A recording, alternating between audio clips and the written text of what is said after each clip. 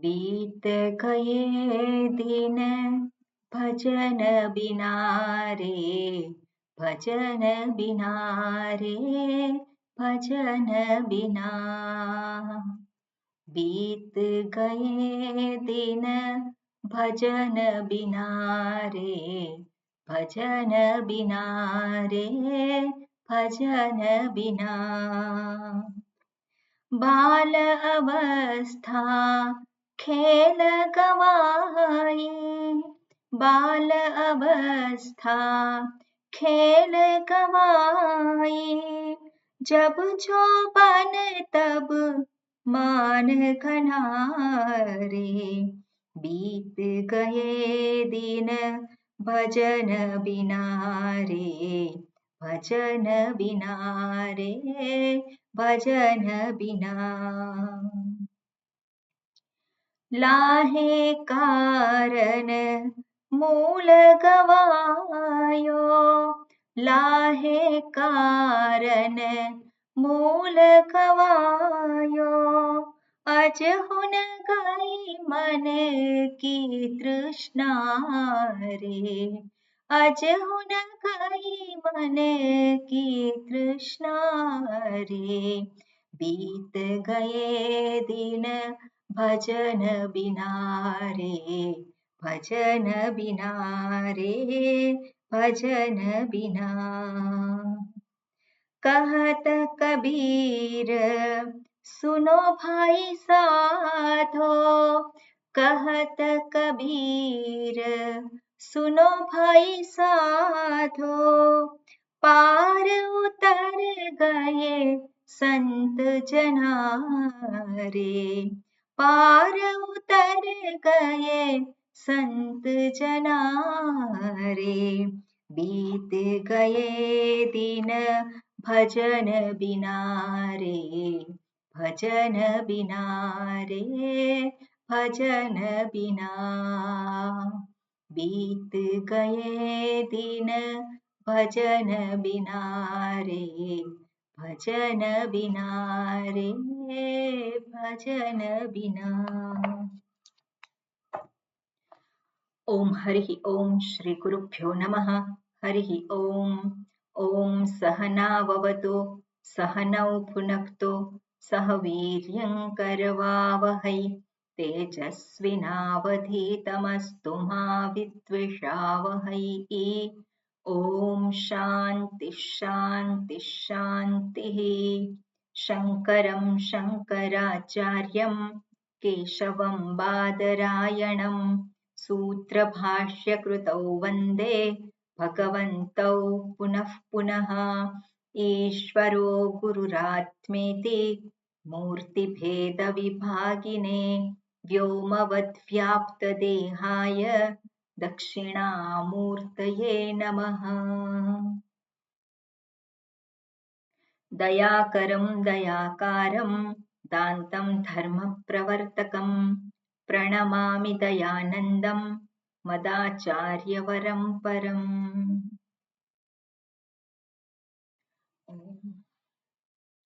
Okay, मंगलाचरणનું વાક્ય. રેખા. नमो भगवते वैवस्वताय मृत्यवे ब्रह्म विद्याचार्याय नचिकेतसे च। ओके.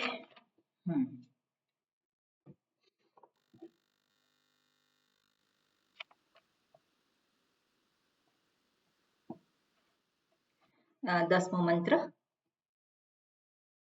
પ્રજ્ઞાબેન.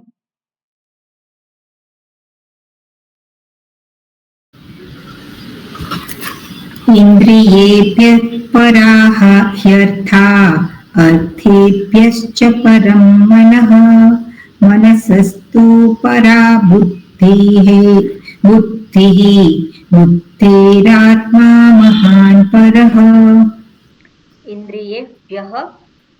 ઇન્દ્રિયેભ્યઃ પરા ह्यर्थाः. ઓકે, પરાહ ચેન્ટિંગ વખતે છૂટું નહીં પાડવાનું. પરા ह्यर्थाः એટલે ચેન્ટિંગ વખતે પરા એવું જ બોલવાનું, પછી જુદું કરીએ ત્યારે પરાહ. ઓકે,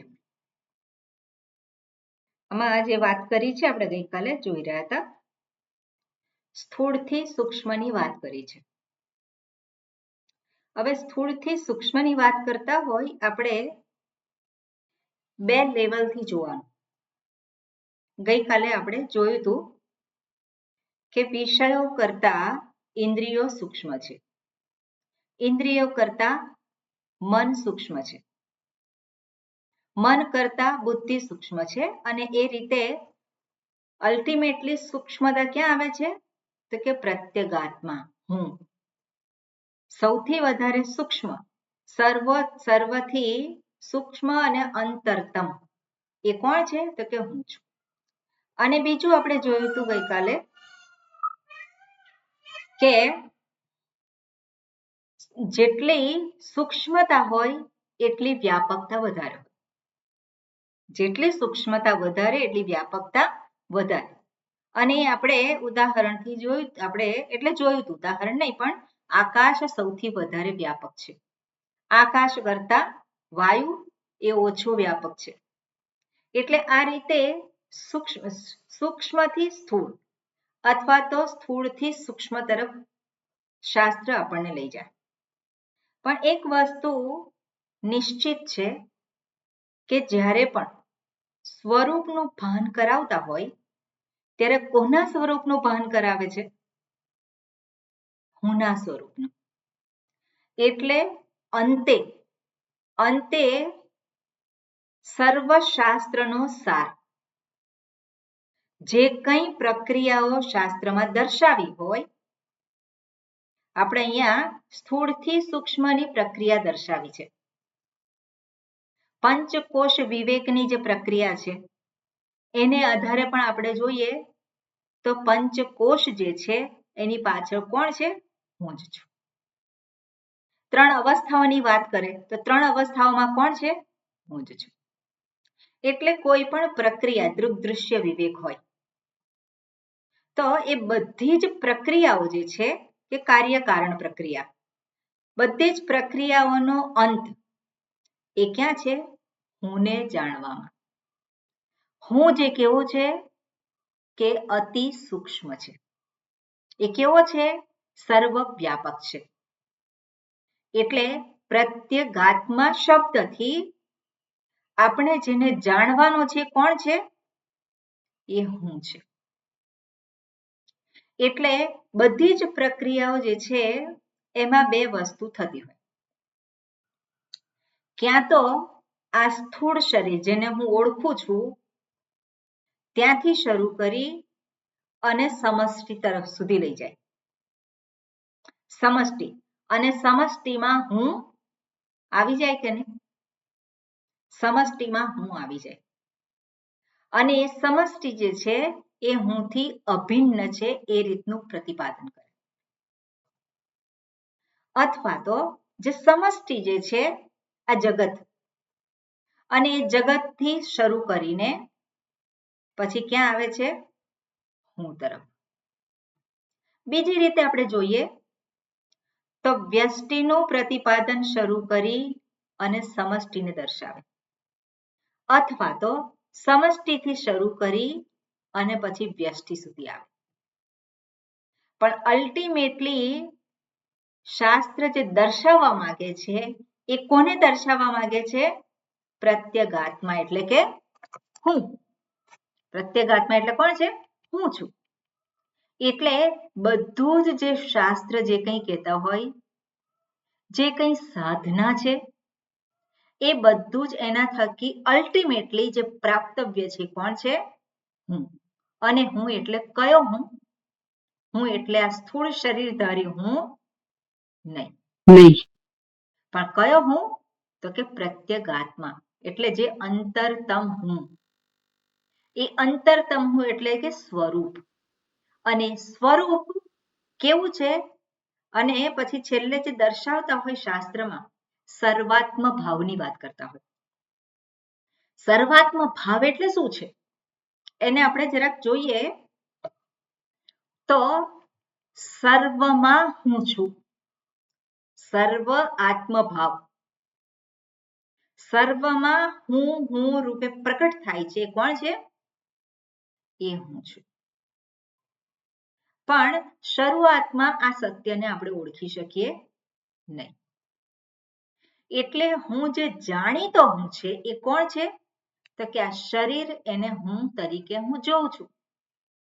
શરીરને હું તરીકે હું જોઉં છું. ઇન્દ્રિયોને હું તરીકે જોઉં છું. એટલે અનુભવ સિદ્ધ હું જે છે એને ત્યાંથી શરૂ કરે છે અને અનુભવ સિદ્ધમાં હું માંથી જે હું નથી એનું શું કરે છે? નિષેધ કરે છે. અનુભવ સિદ્ધ હું એટલે કોણ? અનુભવ સિદ્ધ હું એટલે કોણ? જેને આપણે અહંકાર તરીકે ગણીએ છીએ.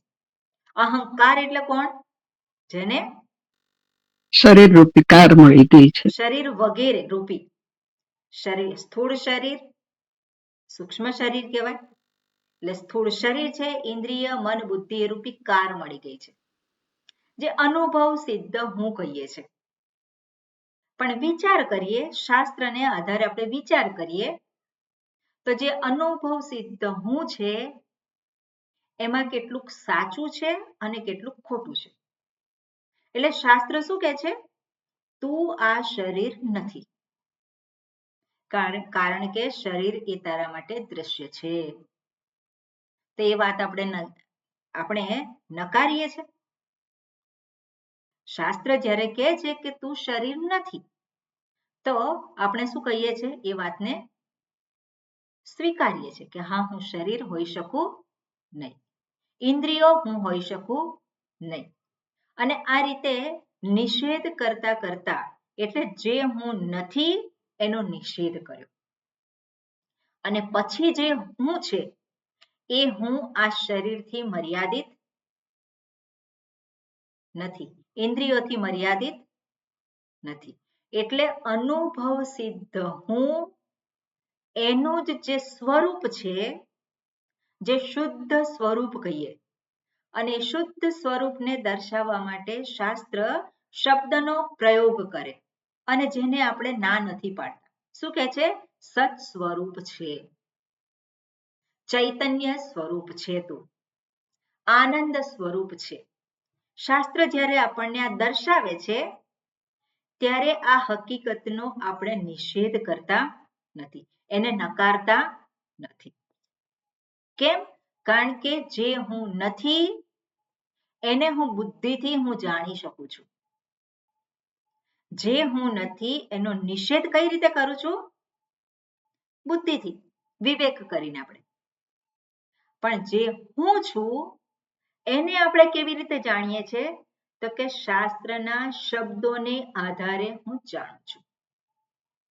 હું કોણ છું? હું સત સ્વરૂપ છું એનો અનુભવ થઈ શકે ખરો? હું ચૈતન્ય સ્વરૂપ છું એ અનુભવ સિદ્ધ છે? હું સત સ્વરૂપ છું, ચૈતન્ય સ્વરૂપ છું એ અનુભવ સિદ્ધ છે? નથી. કેમ? કારણ કે એ નથી આ શરીરને આધારે એ જણાતું કે નથી ઇન્દ્રિયોને આધારે જણાતું કે નથી મનનો એ વિષય બનતો. બરાબર? એટલે શાસ્ત્ર જ્યારે અનુભવ સિદ્ધ હું માંથી જે અનાત્મા આપણે જેને કહીએ, શરીર, ઇન્દ્રિય, મન, બુદ્ધિ, એને પહેલા શું કરે છે? નિષેધ કરે છે, હું નથી. પણ જે રહે છે એને માટે શાસ્ત્ર શું કહે છે? એ જે છે એ તું સત સ્વરૂપ છે. એ ક્યારે છે? હંમેશા છે જ. અને એ સત્યનો આપણે નિષેધ કરતા નથી. નિષેધ નથી કરતા. તું ચૈતન્ય સ્વરૂપ છે, એ જ રીતે તું આનંદ સ્વરૂપ છે. એ આનંદ સ્વરૂપ એ અનુભવનો વિષય હોઈ શકે ખરો? ના.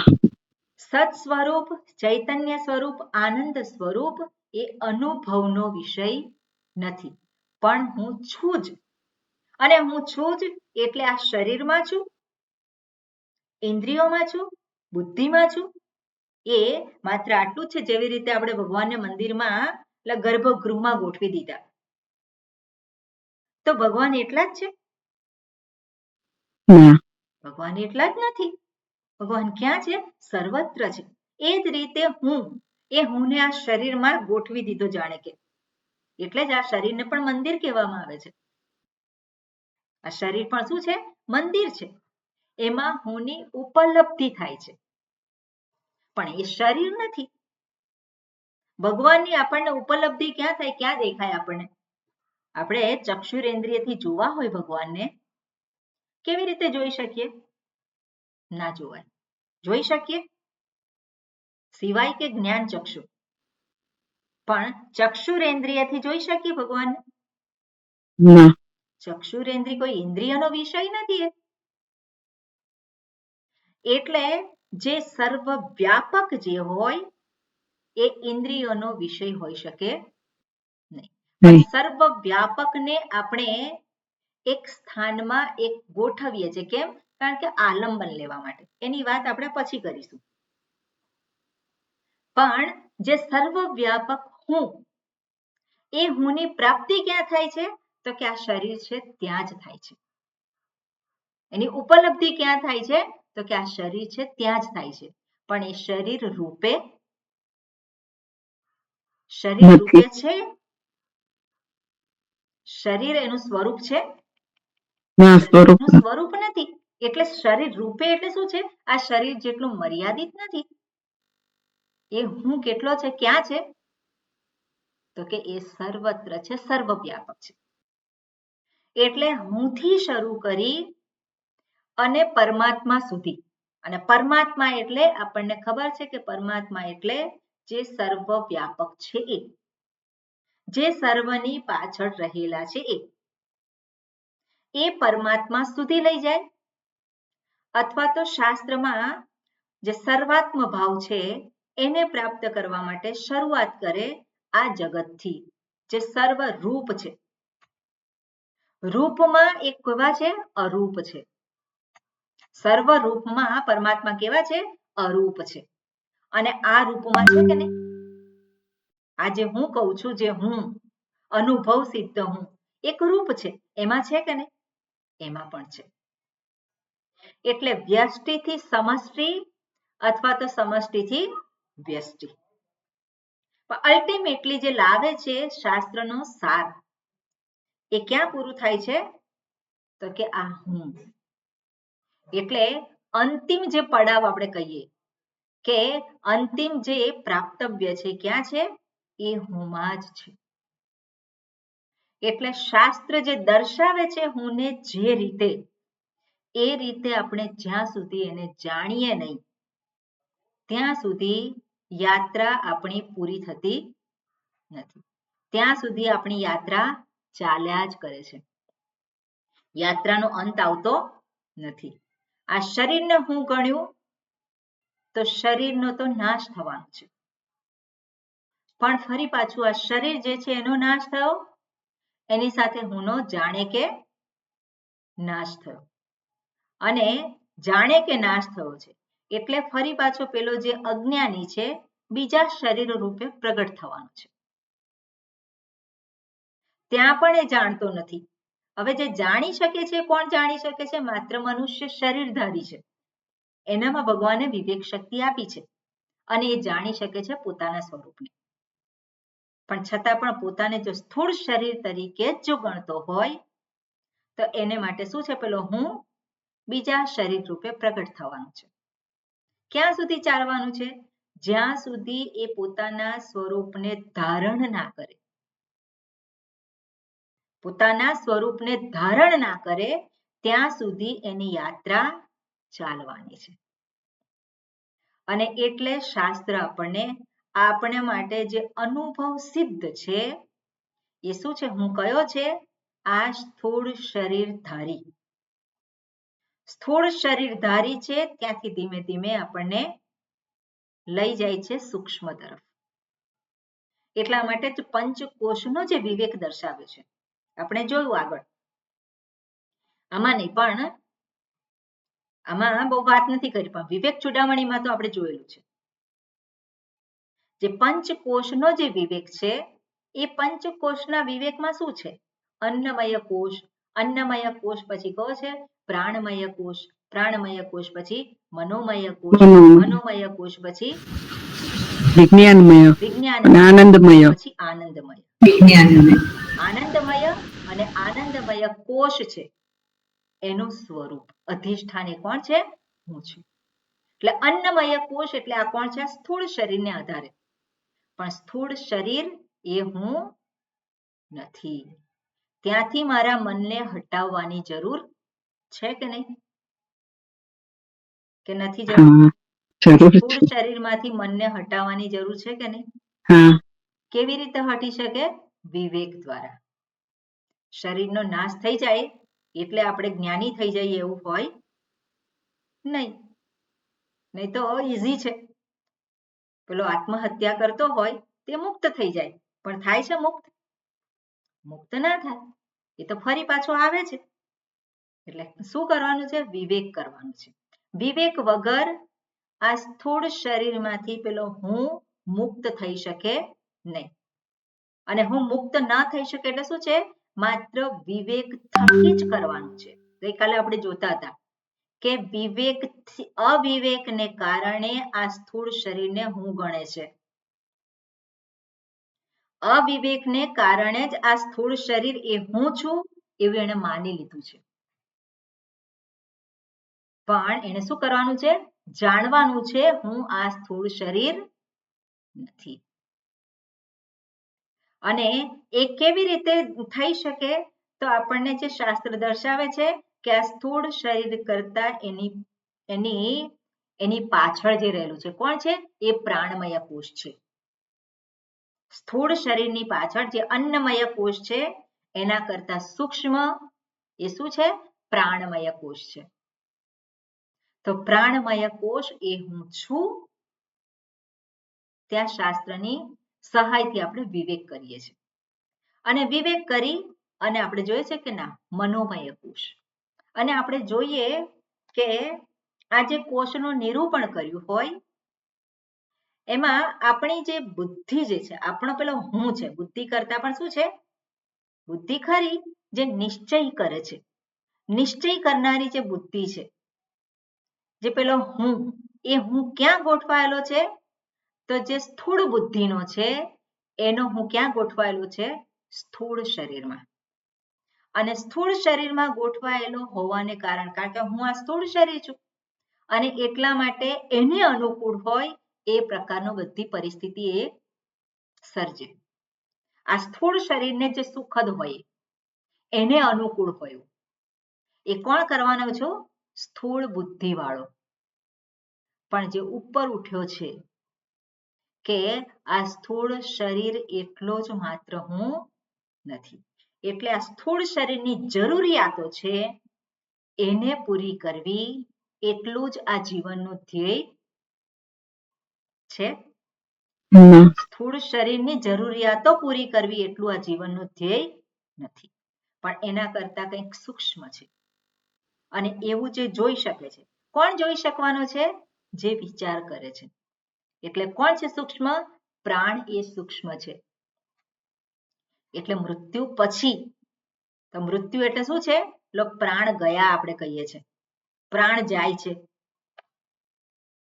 તો પ્રાણ એ ક્યાં છે? આ સ્થૂળ શરીર છે એની પાછળ સૂક્ષ્મ રીતે રહેલા છે. અને જે 5 પ્રાણ જે કહીએ છીએ જે કાર્યને આધારે આપણે તત્વબોધમાં એના વિશે વિશેષ જોઈ શકીએ. પણ એ જે પ્રાણ જે છે એ પ્રાણમય કોષ એટલે શું છે? ત્યાં એની અંદર હું છે. એટલે હું કોણ છું? હું જીવ છું. હું કોણ છું? હું જીવાત્મા છું. જીવાત્મા એટલે આ પ્રાણમય કોષને આધારે આપણે જોઈએ કે જે કોણ છે? આ શરીર છોડી અને બીજા શરીરમાં પ્રવેશે છે. એટલે આપણે કહીએ છીએ ને એના પ્રાણ નીકળી ગયા, એના પ્રાણ પ્રવેશ કર્યો. તે પ્રાણમય કોષ જે શું કરે છે? આ સ્થૂળ શરીરને જીવંત બનાવે છે. શું કહેવાય આપણે? આ સ્થૂળ શરીરને જીવંત બનાવે છે. અને એ પ્રાણમય કોષ એની પણ જરૂરિયાતો છે. કઈ જરૂરિયાતો છે? ભૂખ, તરસ, બેચેની આ બધું જે લાગે ત્યારે ડિમાન્ડ કરે. શેની ડિમાન્ડ કરે? એને સારું લાગે એવું. એને સુખ થાય એવું એ ડિમાન્ડ કરે. ભૂખ લાગી તો શું થાય? ખાવાનું માંગે, આપો. તરસ લાગી તો પીવું છે. અને ના મળે તો પેલો બાવરો થઈ જાય, હવે તો મારા પ્રાણ નીકળી જશે. તે શું છે? એની જરૂરિયાતો છે કે નહીં? એની જરૂરિયાતો છે, જરૂર. પણ એને જ જે હું માને છે, એને જ પોતે હું માને છે, અને એને જ સ્વસ્થ રાખવા માટે, સુખી રાખવા માટે જે પ્રયત્ન કરે છે, એ પેલો સ્થૂળ શરીરધારી છે, જેનો હું સ્થૂળ શરીરમાં જ છે, એના કરતા વધારે કંઈક સારું છે, એની સ્થિતિ વધારે ઉત્કૃષ્ટ છે. પણ એને એ મુક્ત છે એવું આપણે કહી શકીએ નહીં. એના કરતા સૂક્ષ્મ શું છે? તો કે મનોમય કોષ છે. તો મનની બધી રિક્વાયરમેન્ટ્સ છે કે નહીં? મનને હંમેશા કેવું જોઈએ છે? મન જે છે એને હંમેશા બધું સારું સારું. મનને હંમેશા શાંતિ જોઈએ છે. મને શાંતિથી રહેવા દો. લો, જે બોલતો હોય, કોને શાંતિથી રહેવું છે? મને શાંતિ. તે શું છે? એ મનોમય કોષ. મનને આધારે પોતે પેલો જો હું ગણી લીધો છે. મન અસ્વસ્થ થયું તો હું અસ્વસ્થ થયો, મન સ્વસ્થ તો હું સ્વસ્થ. એટલે મનને જ હું ગણનારો છે. એટલે ભૂખ લાગી હોય, ઉપવાસ કર્યો હોય અને ભૂખ લાગી હોય, તો એ શું કરે છે? મનથી સમજાવે છે, પોતાની જાતને સમજાવે છે કે નહીં? આજે ઉપવાસ છે, ભૂખ લાગી છે, કઈ વાંધો નહીં. તો ત્યાં મનોમય કોષ છે, એ સૂક્ષ્મ છે અને એનું વર્ચસ્વ રહે છે પ્રાણમય કોષ ઉપર. શું છે? પ્રાણમય કોષને એટલે મનોમય કોષ દ્વારા કંટ્રોલ કરે છે. મનની પણ બધી જરૂરિયાતો છે, પણ એ મનની જરૂરિયાતો પર નિયંત્રણ કોણ કરી શકે? બુદ્ધિ. વિજ્ઞાનમય કોષ. એટલે વિજ્ઞાનમય કોષ જે છે એ પેલા મનને સમજાવી શકે કે નહીં? અહીંયા જેને સારથી તરીકે દર્શાવ્યો છે, અને એ જે સારથી, એ જે વિજ્ઞાનમય કોષ છે, એની પણ જરૂરિયાત છે. મને કોઈ સમજતું નથી. તે કયો કોષ બોલે? મને કોઈ સમજતું નથી. મોટા ભાગના લોકોની આ ફરિયાદ હોય, હું શું કહેવા માંગુ છું પણ સમજણ જ નથી પડતી, સમજતા જ નથી. અને બધું મને આવડે છે, મને બધી ખબર પડે છે, તમારા મનમાં શું ચાલી રહ્યું છે બધી મને ખબર છે. વિજ્ઞાનમય કોષ છે, હું જાણું છું, હું કરું છું, હું જોઉં છું, હું સાંભળું છું. તે શું છે? વિજ્ઞાનમય કોષ. જે પેલો હું કરતા ભોગતા રૂપે પ્રગટ થાય છે, અને જ્યારે કરતા બની ગયો ત્યારે એની બધી જરૂરિયાતો છે કે નહીં? મારે આમ કરવું છે પણ કોઈ કરવા નથી દેતું. એ શું છે? એ વિજ્ઞાનમય કોષ. એટલે જેનો હું પેલો વિજ્ઞાનમય કોષમાં છે, એ સ્વરૂપને જાણતો નથી.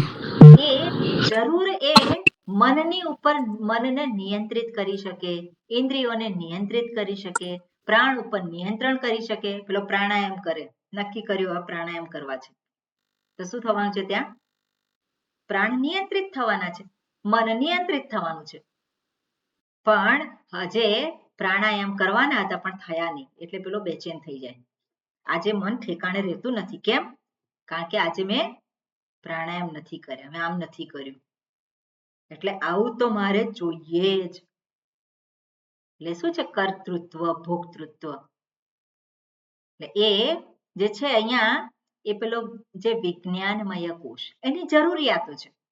એ જરૂરિયાતોને આપણે અવગણના કરીએ એવું જરૂરી નથી. જેવી રીતે ભૂખ લાગી હોય, આ અન્નમય કોષ છે, એને થોડા થોડા વખતે અન્નની જરૂર છે કે નહીં? એને જરૂર છે, એટલા માટે જ એને વ્યાધિ કહ્યું. વ્યાધિગ્રસ્તમ કલેવરમ. આ જે છે ભૂખ અને તરસ એનો રોગ છે. એમાંથી મુક્ત થવા શું કરવાનું? યોગાસન કરવાના. તો એનાથી મુક્ત ના થઈ શકીએ. એની જરૂરિયાત છે, એને જરૂર આપણે પૂરી કરીએ. પણ એટલો જ હું છું અને ધારો કે ના મળે તો હું પેલો બેચેન થઈ જાય. તો એ શું છે કે પેલો હું ત્યાં જ અટકી ગયો. હું શું છે? હું ત્યાં જ અટક્યો, એટલો જ થઈ ગયો. હું અન્નમય કોષ થઈ ગયો, હું પ્રાણમય કોષ થઈ ગયો, અથવા તો મનોમય, વિજ્ઞાનમય. અને આ રીતે આપણે આજે 4 કોષના વિશે જોઈ શકીએ. આનંદમય કોષ છે. આનંદમય કોષ એટલે ત્યાં અજ્ઞાન છે, ત્યાં પેલી બુદ્ધિ રહેતી નથી. આનંદમય કોષ છે, ત્યાં અજ્ઞાન છે, અર્થાત ત્યાં બુદ્ધિનો કોઈ નથી. એટલા માટે જ આનંદમય કોષને કારણ શરીર સાથે સરખાવ્યું છે. અને કારણ શરીર ક્યાં ઉપલબ્ધ થાય છે? તો કે સુષુપ્તિમાં ઉપલબ્ધ થાય છે. કારણ શરીર ક્યાં ઉપલબ્ધ છે? સુષુપ્તિમાં. ક્યાં શું ભાન છે ત્યાં? સુષુપ્તિમાં કઈ ભાન નથી, પણ ત્યાં શું છે? આનંદમય કોષ છે. ત્યાં આનંદ આનંદ જ છે, પણ એનું ભાન નથી.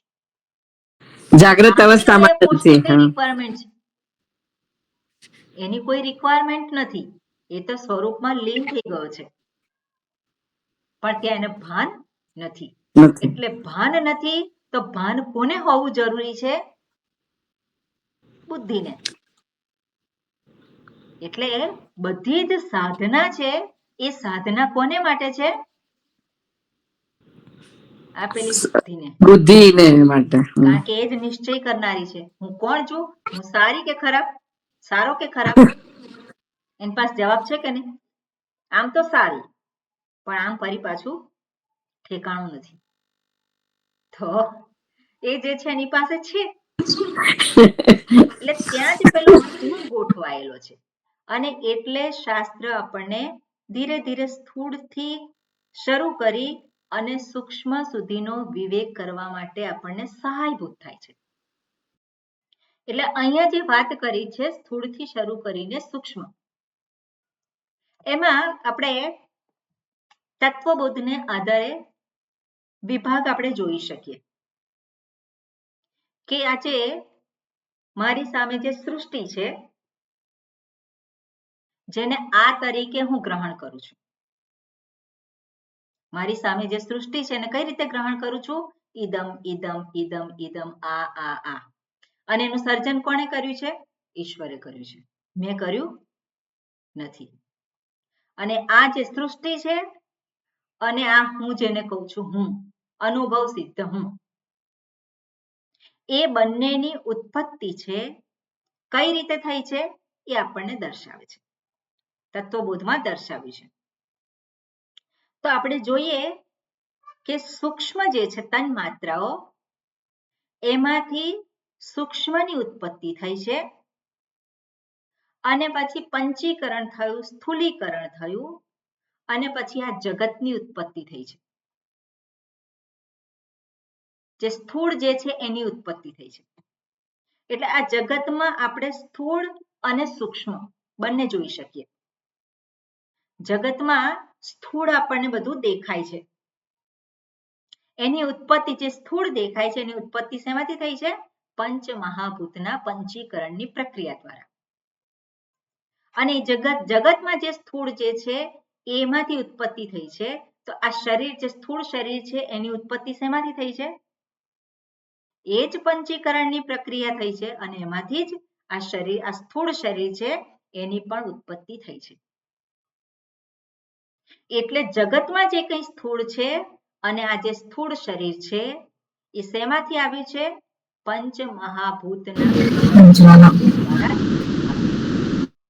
એટલે જગતમાં જે કંઈ સ્થૂળ છે અને આ સ્થૂળ શરીર છે એમાં ભેદ છે ખરો? જગતના જે કંઈ સ્થૂળ વિષયો છે અને આ સ્થૂળ શરીર જેને કહીએ છીએ એમાં કોઈ ભેદ નથી. એ જ રીતે આપણે જોઈએ કે સ્થૂળની પાછળ જે સૂક્ષ્મ છે, અને સૂક્ષ્મને આપણે કઈ રીતે લીધું? ઇન્દ્રિયો. એ ઇન્દ્રિયો જે છે એની ઉત્પત્તિ શેમાંથી થઈ છે? તો આપણે કહ્યું પંચમહાભૂતની તન્માત્રામાંથી. તન્માત્રા એટલે સૂક્ષ્મ અવસ્થા, તન્માત્રા એટલે બીજું કઈ નહીં, સૂક્ષ્મ અવસ્થા, પંચ મહાભૂતની સૂક્ષ્મ અવસ્થા. અને એમાંથી આ ઇન્દ્રિયોની ઉત્પત્તિ થઈ છે, જેને આપણે ટૂંકમાં કહી શકીએ જ્ઞાનેન્દ્રિયો, કર્મેન્દ્રિયો, પ્રાણ, મન, બુદ્ધિ, જે 17 અવયવનું સૂક્ષ્મ શરીર જે કહીએ છીએ આપણે, સ્થૂળ શરીર અને પછી એની પાછળ કોણ છે? સૂક્ષ્મ શરીર છે. તો સૂક્ષ્મ શરીરની ઉત્પત્તિ જે છે, આપણે જે કહીએ છીએ અહીંયા સ્થૂળની પાછળ સૂક્ષ્મ, એ પંચ મહાભૂતની તન્માત્રામાંથી ઉત્પન્ન થયું છે. પણ જે સૂક્ષ્મ શરીર અહીંયા સ્થૂળની પાછળ છે, એવું જ આ જે જગત છે, એ જગતની પાછળ પણ સૂક્ષ્મ છે, જેને સમષ્ટિ સૂક્ષ્મ શરીર કહેવાય. આને શું કહેવાય? વ્યષ્ટિ સૂક્ષ્મ શરીર. આ જે છે શું છે? વ્યષ્ટિ સૂક્ષ્મ શરીર છે. અને જે સ્થૂળ જગત છે એની પાછળ સમષ્ટિ સૂક્ષ્મ શરીર છે. એને જ કહેવામાં આવે, જે સમષ્ટિ સૂક્ષ્મ શરીર છે એને કહેવામાં આવે હિરણ્યગર્ભ, અથવા તો એને કહેવામાં આવે બ્રહ્માજી, એને કહેવામાં આવે સૂત્રાત્મા. આ પ્રમાણે જુદા જુદા નામ છે એના. તો સમષ્ટિ સૂક્ષ્મ શરીર રૂપે જે છે, જે હિરણ્યગર્ભ, એની ઉત્પત્તિ શેમાંથી થઈ છે? તો કે પંચ મહાભૂતના સૂક્ષ્મ તન્માત્રાઓમાંથી થઈ છે. અને વ્યષ્ટિ સૂક્ષ્મ શરીર છે, એની ઉત્પત્તિ શેમાંથી થઈ છે? તો એ જ પંચ મહાભૂતની તન્માત્રામાંથી થઈ છે. બરોબર? એટલે આપણે જોઈએ કે આ જે સૂક્ષ્મ, અહીંયા સ્થૂળની પાછળ સૂક્ષ્મ શરીર છે, એ જ રીતે આ જગતની પાછળ પણ સૂક્ષ્મ શરીર છે. અને એ સૂક્ષ્મ એટલે જ હિરણ્યગર્ભ છે. હવે આપણે જોઈએ કે આ સ્થૂળ શરીર અને સૂક્ષ્મ શરીર, અને સૂક્ષ્મ શરીર અંતર્ગત અહીંયા જે વિવેક કરવા માટે આપણને પ્રેરિત કર્યા છે, એમાં જુદી જુદું આપણને સૂક્ષ્મતા તરફ લઈ જાય છે. એ જ વસ્તુ આપણે સમષ્ટિમાં પણ જોવાની. એટલે આ જે સ્થૂળ શરીર કરતા પ્રાણી કેવા છે? ઉત્કૃષ્ટ છે. ઇન્દ્રિયો કેવી છે? અહીંયા જે દર્શાવ્યું છે મોડેલ એના આધારે, ઇન્દ્રિયો કેવી છે? સૂક્ષ્મ છે. ઇન્દ્રિયો કરતા મન એ સૂક્ષ્મ છે, મન કરતા એ બુદ્ધિ સૂક્ષ્મ છે, અને બુદ્ધિ કરતા એ સૂક્ષ્મ છે. તો અહીંયા જે દર્શાવ્યું છે, ઇન્દ્રિયેભ્યઃ પરાહિ અર્થાઃ અર્થેભ્યશ્ચ પરમ મનઃ.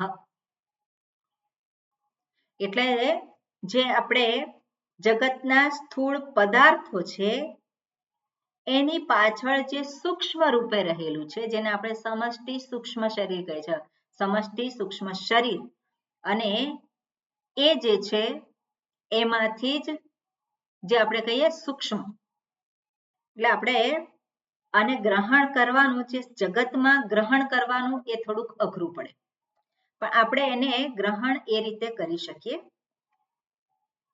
જેવી રીતે આ જે વ્યષ્ટિ સૂક્ષ્મ શરીર છે એ મારા અનુભવનો વિષય છે કે નહીં? વ્યષ્ટિ સૂક્ષ્મ શરીર કોને કહીએ આપણે? વ્યષ્ટિ સૂક્ષ્મ શરીર તન્માત્રામાંથી. હા, પણ એ શું ઉત્પન્ન થયું છે? જગતની ઉત્પત્તિ ક્યાં? ઇન્દ્રિય દેવ આપણા શરીરની પાછળથી ઇન્દ્રિય સૂક્ષ્મ શરીર, સૂક્ષ્મ શરીર, સૂક્ષ્મ શરીરને અંતર્ગત ઇન્દ્રિયોને, જ્ઞાનેન્દ્રિયો, જ્ઞાનની કર્મેન્દ્રિયો, મન, બુદ્ધિ, મન બુદ્ધિ, સૂક્ષ્મ શરીર, એ બધું સૂક્ષ્મ શરીર છે.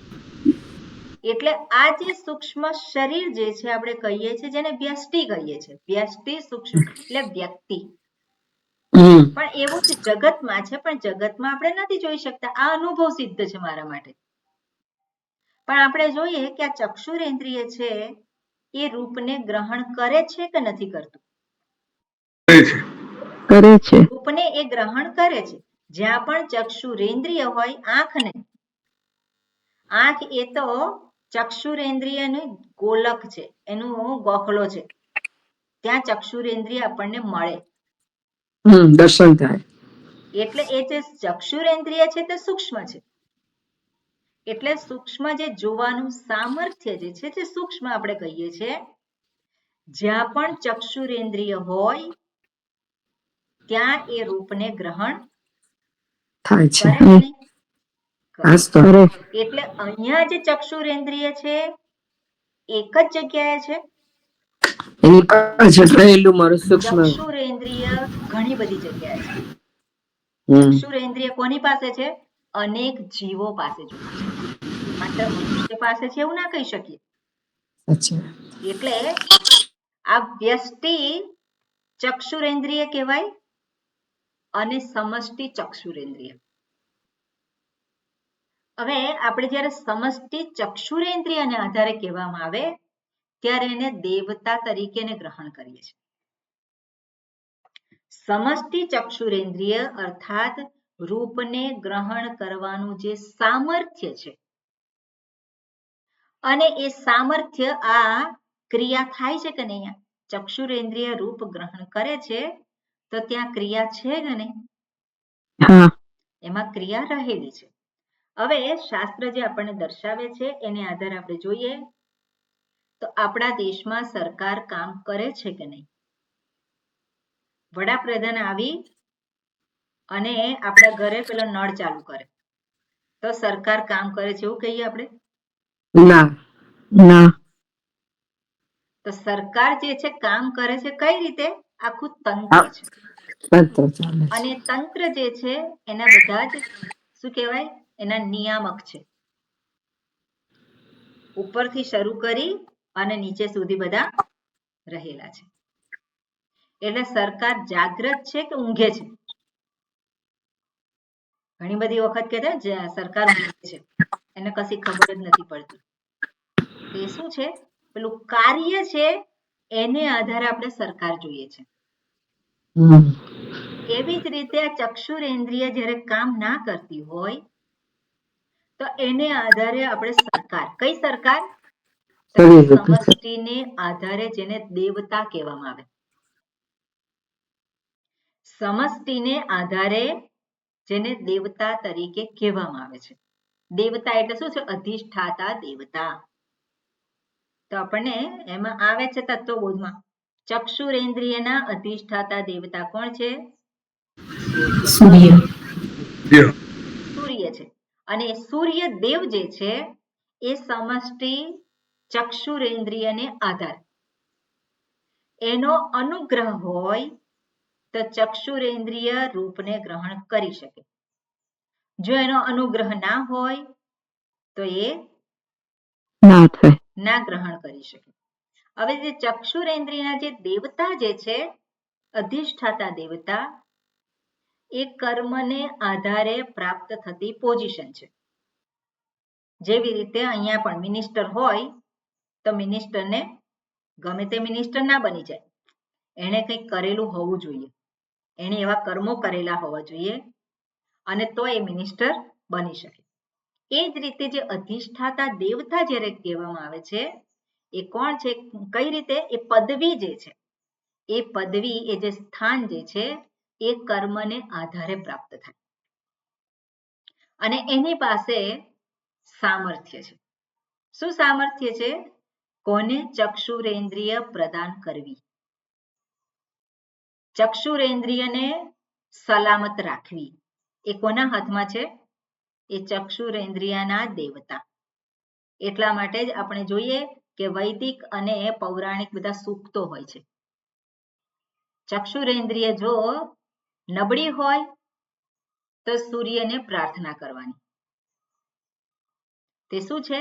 એ સમષ્ટિ રૂપે જે દેવતા છે એ મારી ચક્ષુરેન્દ્રિયને શું કરે? અનુગ્રહિત કરે. એનો અનુગ્રહ પ્રાપ્ત થાય તો શું છે? જે વ્યષ્ટિ જેને કહેવામાં આવે છે એ પોતાનું કાર્ય વ્યવસ્થિત કરી શકે. એટલે એક પદવી જે છે એ આપણે જોઈએ છે સમષ્ટિને આધારે. પણ સમષ્ટિને આધારે જેને આપણે જોઈએ છે એ આપણે જોઈએ તો આ વ્યષ્ટિ અને સમષ્ટિ, પણ સમષ્ટિથી જેને કહેવામાં આવે છે એ વ્યષ્ટિથી જુદું છે ખરું? વ્યષ્ટિથી જુદું આપણે એને કહી શકીએ? જ્યારે ગ્રહણ કરી શકતી હોય રૂપને, તો ત્યાં સૂર્ય દેવતા છે કે નહીં? છે. છે. છે કે નહીં? છે. જે સમષ્ટિમાં રહેલા છે સૂર્ય દેવતા ક્યાં છે? અહીંયા સમષ્ટિમાં રહેલા છે. એટલું જ નહીં, જ્યાં જ્યાં ચક્ષુરેન્દ્રિય રૂપને ગ્રહણ કરે છે ત્યાં એ દેવતાની હાજરી છે. સાંભળો છો તમે? તો શું કહ્યું? હા. તો ત્યાં દિક દેવતાની હાજરી છે. જ્યાં જ્યાં શ્રોત્રેન્દ્રિય છે ત્યાં એ દેવતાની હાજરી છે. તો આ સમષ્ટિમાં સૂક્ષ્મ શરીરને કઈ રીતે જોઈ શકીએ? જ્યાં જ્યાં પણ શ્રોત્રેન્દ્રિય છે ત્યાં એ શબ્દને ગ્રહણ કરી શકે છે, એનો અર્થ છે કે એ દેવતાની હાજરી ત્યાં છે. એટલે સમષ્ટિ રૂપે આપણે જે સૂક્ષ્મ શરીર કહીએ છીએ એને કઈ રીતે જોઈ શકીએ? તો આ રીતે જોઈ શકીએ. વ્યષ્ટિમાં એ મારા માટે અનુભવ સિદ્ધ છે, પણ સમષ્ટિમાં એ આ સ્થૂળ શરીરમાં અનુભવ થાય છે એવી રીતે અનુભવ સિદ્ધ નથી. પણ આપણે નક્કી તો કરી જ શકીએ, આપણે જોઈ તો શકીએ. જોઈ શકાય કે નહીં? એટલે એ જે સમષ્ટિમાં પણ સ્થૂળની પાછળ સૂક્ષ્મ એ સૂક્ષ્મ છે જ. એટલે વ્યષ્ટિ સૂક્ષ્મ શરીર અને સમષ્ટિ સૂક્ષ્મ શરીર. હવે સમષ્ટિ સૂક્ષ્મ શરીર જે છે એના દેવતા, આ તો આપણે એક એક ખાતું જોયું. ખાતું એક એક ખાતું એટલે શું છે? આ રૂપને આધારે એક ખાતું આપેલું છે દેવતાને, આ શબ્દને આધારે બીજું ખાતું આપેલું છે. પેલું પાચન થાય તો પાચન કરી શકે તે શું છે? આપણે તમે જોયું હોય તો દુર્ગા સપ્તશતીમાં દેવી કવચ આવે છે આગળ, અને એવી રીતે શિવ કવચ છે, બીજા કવચ છે, એમાં બધું દર્શાવેલું હોય. આ દેવી મારા આ અંગનું રક્ષણ કરે, આ દેવી મારા આ અંગનું રક્ષણ કરે. તે શું છે? ત્યાં બધી આખી પ્રક્રિયા જે છે એ બધું કોઈકના નિયંત્રણમાં છે. એટલે આ જે વ્યષ્ટિની અંદર જે છે એ જ સમષ્ટિમાં પણ છે જ. પણ એ સમષ્ટિને સમષ્ટિ સૂક્ષ્મ શરીર જે છે એને કહેવામાં આવે છે હિરણ્યગર્ભ. એને કોણ કહેવામાં છે? હિરણ્યગર્ભ, બ્રહ્માજી. અને આ વ્યષ્ટિ જે છે જેને આપણે કહે છે ઇન્દ્રિયો, તે ઇન્દ્રિયોને આધારે ઇન્દ્રિયો, મન, પ્રાણ એ બધું એ સૂક્ષ્મ શરીર જેને આપણે કહીએ છીએ. પણ એ જે છે એમાં પણ સૂક્ષ્મતા છે, એમાં પણ ઉત્કૃષ્ટતા છે, અને એ વસ્તુ અહીંયા દર્શાવી છે. એટલે આપણે જે વ્યષ્ટિમાં જે જોઈએ છે એ જ વસ્તુ આપણે સમષ્ટિમાં પણ જોવાની. એટલે અહીંયા જે કહ્યું છે કે સ્થૂળ વિષયો કરતા એની પાછળ જે સૂક્ષ્મ છે એ કેવું છે? ઉત્કૃષ્ટ છે. આ સ્થૂળ શરીર કરતા જે આપણે કહીએ ઇન્દ્રિયો, તો ઇન્દ્રિયો કેવી છે? ઉત્કૃષ્ટ છે. ઇન્દ્રિયો કરતા મન ઉત્કૃષ્ટ છે, મન કરતા બુદ્ધિ ઉત્કૃષ્ટ છે. અને એવી જ રીતે સમષ્ટિ. અને અહીંયા જે હવે આગળ વાત કરે છે એ આપણે જોઈએ. ઓકે, થોડુંક આપણે ભાષ્ય વાંચીશું જે બીજો પેરેગ્રાફ છે ત્યાંથી. હા નવીનભાઈ, હું બોલું છું, રિપીટ કરજો. તેભ્યઃ અપી અર્થેભ્યશ્ચ પરમ સૂક્ષ્મતરમ મહત પ્રત્યગાત્મભૂતમ ચ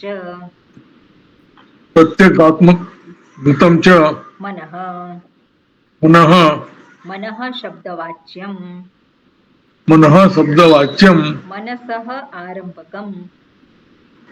આરંભકમ ભૂત સૂક્ષ્મમ સંકલ્પ વિકલ્પાદિ આરંભકત્વાत्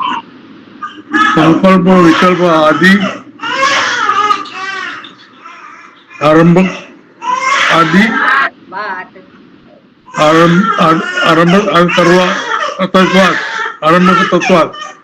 ઓકે, અહીંયા સુધીનું જોઈએ. હમ. અહીંયા શું કહે છે? તેભ્યઃ અપિ અર્થેભ્યઃ, એટલે જે અર્થ જે છે, જે સ્થૂળ વિષયો છે, એના કરતા પણ પરમ સૂક્ષ્મતરમ શું છે?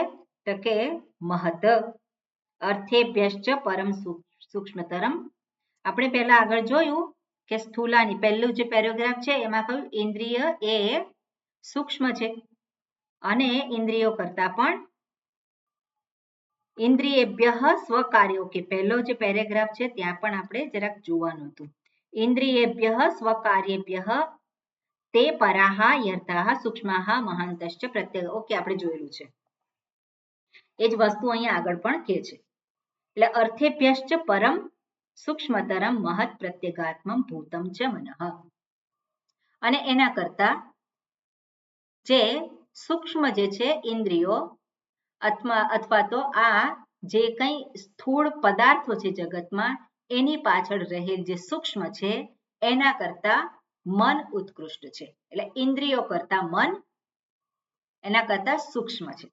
એટલે આપણે વ્યષ્ટિ મન અને સમષ્ટિ મન, બરાબર, વ્યષ્ટિ અને સમષ્ટિ મન આપણે એમાં જોઈ શકીએ.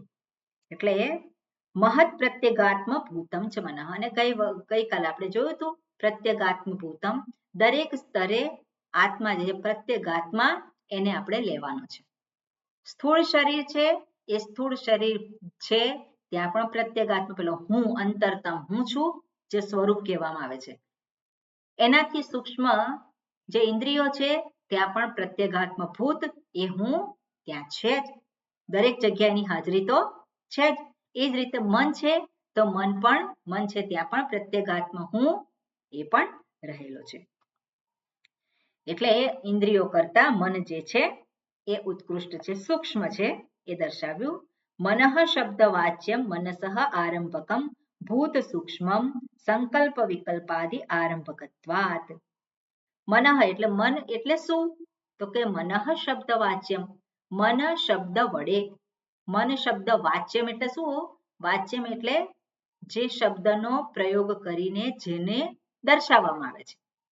જેવી રીતે આપણે કે પુસ્તક, તો પુસ્તક શબ્દ આપણે બોલીએ અને જે અર્થ આપણને પ્રગટ થાય છે એને વાચ્યમ કહેવાય. એવી રીતે મન શબ્દ વાચ્યમ એટલે મન શબ્દનો પ્રયોગ કરીએ અને શેને આપણે ગ્રહણ કરીએ છીએ? તો કે સંકલ્પ વિકલ્પાદિ આરંભકત્વાત. સંકલ્પ વિકલ્પ એ મનનું લક્ષણ છે. મન એટલે શું છે? જેમાં સંકલ્પ વિકલ્પ ઊભા થાય છે. આરંભકત્વાત એટલે શું છે? સંકલ્પ વિકલ્પ એ હંમેશા એ મનનું લક્ષણ છે અને એ હંમેશા ચાલ્યા કરે છે. પણ એ ઇન્દ્રિયો કરતા મન કેવી છે? મન સૂક્ષ્મ છે. કારણ કે નક્કી કરે મન હવે તારે જોવું નથી, તો શું કરે? આંખો બંધ થઈ ગઈ. એટલે મન કેવું છે? ઉત્કૃષ્ટ છે. એનું નિયંત્રણ ઇન્દ્રિયો ઉપર છે, એટલા માટે એ મન સૂક્ષ્મ છે. સૂક્ષ્મમ સંકલ્પ વિકલ્પાદિ આરંભકત્વાત. ઓકે, મનસઃ અપી. ઓકે, આગળનું વાંચીએ આપણે. હા, જયવિંદબેન. મનસઃ અપી. મનસઃ અપી. ઓકે, હા, પરા સૂક્ષ્મતરા. ઓકે, આગળ જે મંત્રમાં જે કહ્યું તું મેં, મનસસ્તુ પરા બુદ્ધિ. ઓકે, ઉપર પરાહા યર્થાઃ એ બરોબર છે, પણ મનસસ્તુ પરા બુદ્ધિ, ત્યાં પરા જે છે સ્ત્રીલિંગ શબ્દ છે. ઓકે, પ્રથમા વિભક્તિ એકવચન પરા. એટલે અહીંયા શું કહે છે? મનસઃ અપી પરા સૂક્ષ્મતરા મહત્તરા પ્રત્યેગાત્મ ભૂતા ચ બુદ્ધિ. બુદ્ધિ શબ્દ વાચ્યમ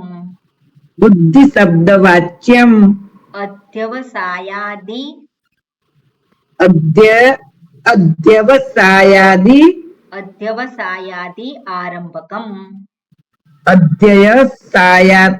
बुद्धि आरंभकम અધ્યવસાયાદિ अध्यवसायादि આરંભકમ ભૂત સૂક્ષ્મમ.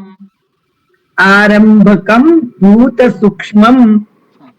એટલે અહીંયા શું કહે છે કે મન કરતા પણ બુદ્ધિ એ સૂક્ષ્મ છે. કેમ સૂક્ષ્મ છે? તો કે બુદ્ધિમાં પણ જે પેલા સંકલ્પ વિકલ્પ છે એમાંથી શું થયું? નિશ્ચય થયો. એટલે જ્યાં નિશ્ચય થાય છે ત્યાં સંકલ્પ વિકલ્પ છે કે નથી? જ્યાં નિશ્ચય થયો ત્યાં સંકલ્પ વિકલ્પ નથી રહેતો નથી રહેતો નથી રહેતા. સંકલ્પ વિકલ્પ થાય સવારે ઉઠીએ હા બરાબર પથારીમાં હોઈએ, પથારીમાંથી બહાર નીકળવું એની પહેલા સંકલ્પ વિકલ્પ બધાને હોય પેલા અનુભવ હોય. છે. હમ. ઉઠવું કે ના ઉઠવું, જાગી તો ગયા હોય પણ ઉઠવું કે ના ઉઠવું, થોડી વાર સુઈ જાઓ, થોડી આરામ કરો, તે સંકલ્પ વિકલ્પ એ છે. અને પછી પેલો ઊભો થઈ જાય. કેવી રીતે ઊભો થઈ ગયો? નક્કી નિશ્ચય કર્યો નક્કી કર્યું નક્કી થઈ ગયું પણ ત્યાં સંકલ્પ વિકલ્પ છે ના એટલે આપણે જાણવાનું જેટલો આપણે નિશ્ચય ત્વરિત લઈએ એટલા પેલા મનની મથામણ ઓછી રહે. જે મનની અંદર સંકલ્પ વિકલ્પ જે છે એ થકવનાર છે. આપણને થકવી નાખનાર કોણ છે? સંકલ્પ વિકલ્પ. કારણ કે મન જે છે એ મનની અંદર જે પેલા સંસ્કાર છે, રાગ દ્વેષ છે, એને આધારે હંમેશા પેલી ગડમથલ અંદર ચાલ્યા કરતી હોય. પણ એ ગડમથલમાંથી મુક્તિ મળે ક્યારે? નિશ્ચય થઈ જાય. જ્યારે નિશ્ચય થઈ જાય તો પછી ગડમથલ રહેતી નથી, પેલા સંકલ્પ વિકલ્પ રહેતા નથી. એટલે સુખી વ્યક્તિ કોને કહેવાય? ગડમથલ ઓછી થાય. શું છે? તરત નિશ્ચય. પછી ભલે ખોટો નિશ્ચય હોય, ખોટો નિશ્ચય હોય તો ખરું થવાનું છે. પણ જે સંકલ્પ વિકલ્પાત્મક પેલું મન જે છે એમાં જ રહ્યા કરે એને કોઈ દિશા મળતી નથી. એટલે આ જે સંકલ્પ વિકલ્પ છે એની ઉપરનું પ્રભુત્વ કોને પ્રાપ્ત થાય છે? તો કે બુદ્ધિને. એટલે અહીંયા જે છે કેવી છે બુદ્ધિ? એ સૂક્ષ્મ છે, એ પર છે. એટલે કયું? મનસઃ અપી પરા, મન કરતા પણ પરા. પરા એટલે ઉત્કૃષ્ટ અને ઉત્કૃષ્ટ એટલે સૂક્ષ્મતરા. એનાથી પણ સૂક્ષ્મતર એ શું છે? મહત, મહત્તરા. એનાથી મોટી. મહત્તરા એટલે મહાન. એ કોણ છે? પ્રત્યેગાત્મ ભૂતા. ફરી પાછું એ હુંથી કેવી છે? અભિન્ન છે. જ્યાં બુદ્ધિ છે ત્યાં હું છું કે નહીં? ત્યાં હું છું જ. હું ન હોઉં તો બુદ્ધિ હોઈ શકે નહીં. ના હું ન હોય એવું હોય છે ખરું? ના ન હોય એવું ના હોય. એટલે બુદ્ધિ છે ત્યાં હું છું. છું જ. અર્થ આપણે એ રીતે લેવાનો. એટલે પ્રત્યેગાત્મ ભૂતા ચ બુદ્ધિ. અને બુદ્ધિ શબ્દ વાચ્યમ અધ્યવસાયાદિ આરંભકમ ભૂત સૂક્ષ્મમ. બુદ્ધિની ઉત્પત્તિ શેમાંથી થઈ છે? સૂક્ષ્મ મહાભૂતમાંથી થઈ છે. અને નિશ્ચય ઉત્પન્ન થાય છે કે નહીં? નિશ્ચય થયો, નિશ્ચય ડગી ગયો. તો નિશ્ચય ડગી ગયો એટલે પછી પાછું થઈ સંકલ્પ વિકલ્પ અને ફરી પાછી ગડમથલ. પણ નિશ્ચય અને એને ધારણ કરી રાખે તે શું છે? એની સ્વસ્થ અવસ્થા દર્શાવે. પણ નિશ્ચય ડગી જાય પછી ફરી પાછું શું છે? મન. મનનું પ્રભુત્વ આવી જાય. પણ નિશ્ચય જે છે એનો પણ શું છે? આરંભ છે. એટલા માટે અહીંયા કહે છે કે ભૂત સૂક્ષ્મ આરંભકમ ભૂત સૂક્ષ્મમ. ઓકે, આગળનો શબ્દ શું છે? પ્રત્યેગાત્મ ભૂતા ચ બુદ્ધિ. બુદ્ધિ શબ્દ વાચ્યમ અધ્યવસાયાદિ. બુદ્ધિ શબ્દથી કોને દર્શાવે છે? અધ્યવસાયાદિ. અધ્યવસાય, અધ્યવસાય, અધિ અવસાય. ભગવદ્ ગીતામાં પણ ભગવાન શબ્દ વાપરે છે ત્યાં વ્યવસાય કે છે વ્યવસાયાત્મિકા બુદ્ધિ. વ્યવસાયાત્મિકા બુદ્ધિ એટલે શું છે? નિશ્ચયાત્મિકા બુદ્ધિ. વ્યવસાયાત્મિકા બુદ્ધિ રેકેહ કુરુ નંદન બહુશાખાહ્યનંતાશ્ચ બુદ્ધયો વ્યવસાયિનામ. જે નક્કી નથી કરી શકતો એના અનેક ધ્યેય છે, પણ જે નક્કી કરે છે મારે આ જ પ્રાપ્ત કરવું છે તેને માટે અનેક ધ્યેય નથી. એટલે અહીંયા પણ શું છે? બુદ્ધિ શબ્દ વાચ્યમ અધ્યસાયાદિ એટલે કે નિશ્ચયાત્મિકા. ઓકે, એ કેવી છે? ભૂત સૂક્ષ્મ એ મહાન છે, એ સૂક્ષ્મ છે વધારે. અને એ સૂક્ષ્મ જે બુદ્ધિ છે એના કરતા પણ બુદ્ધેરાત્મા મહાન પરહ. એ બુદ્ધિ જે વ્યષ્ટિ બુદ્ધિ અને સમષ્ટિ બુદ્ધિ, વ્યષ્ટિ અને સમષ્ટિ બુદ્ધિ એ બંનેને એનાથી પણ કંઈક પર છે. એ શું છે? એ મહત છે. અને મહત એટલે શું છે એ આપણે કાલે જોઈશું. ઓકે. ઓમ પૂર્ણમદઃ પૂર્ણમિદં પૂર્ણાત પૂર્ણમુદચ્યતે પૂર્ણસ્ય પૂર્ણમાદાય પૂર્ણમેવાવશિષ્યતે. ઓમ શાંતિ શાંતિ શાંતિ. હરિ ઓમ શ્રી ગુરુભ્યો નમઃ. હરિ ઓમ. હરિ હરિ ઓમ.